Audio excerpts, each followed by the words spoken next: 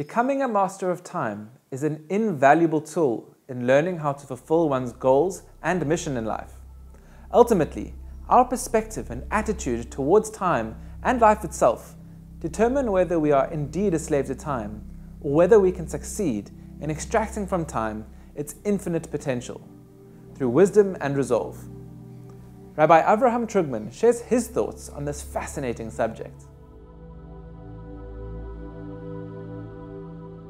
Along with having a sense of mission, a sense of purpose, and the will to focus one's time and energy, also to become a master of time entails understanding what time is in the first place.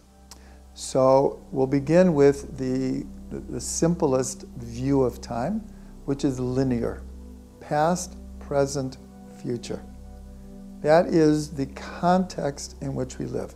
And in fact, in science, actually one of the greatest mysteries of science is called the arrow of time, where the three dimensions of space all go in both directions.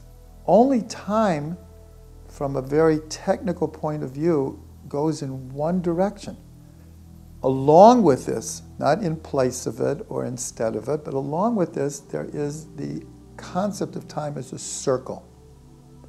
Every culture has this, every society, where we go through a cycle based usually on nature. People began to notice that the seasons repeated themselves. The sun came up and the sun came down. The moon comes up and the moon comes down. And through watching nature, we realize that there is a circle of time also. Then we have a deeper concept, and that is time as a spiral. Now, a spiral is also a circle in a way, but it's a circle that ascends, and it doesn't loop back on itself, whereas a circle does. A spiral also goes into a circle, but each rotation, you're one level higher. So the way this works is, we'll relate it to Jewish holidays, is that we could look at the Jewish holidays as a circle, and every year just repeats itself. But if you include linear time, we know that once something is passed, it doesn't come back. One Pesach is not like the last Pesach, and it will not be like a future Pesach. So each moment of time is also a spiral, but if you take a spiral and you take a point on the spiral and you run a line down the points, it will connect to every other point on the circle of the spiral.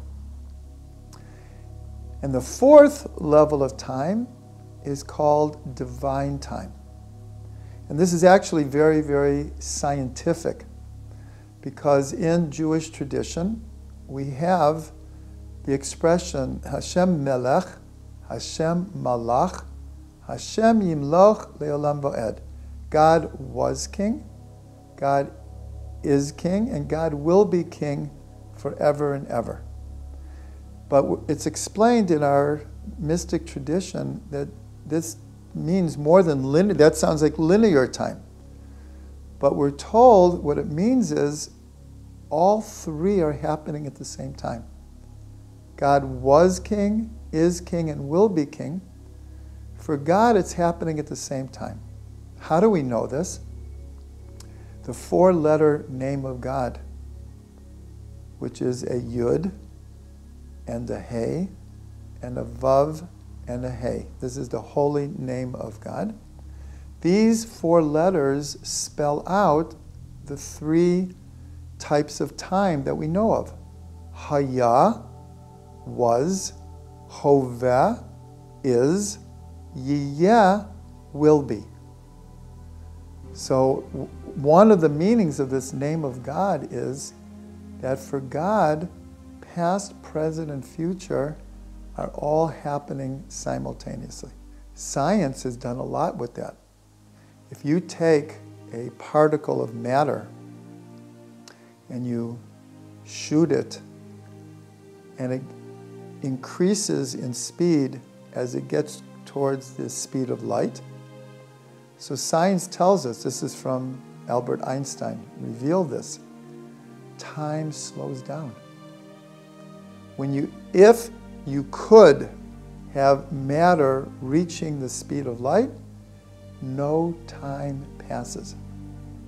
Now this sounds like a very mystical idea, but this is what science tells us.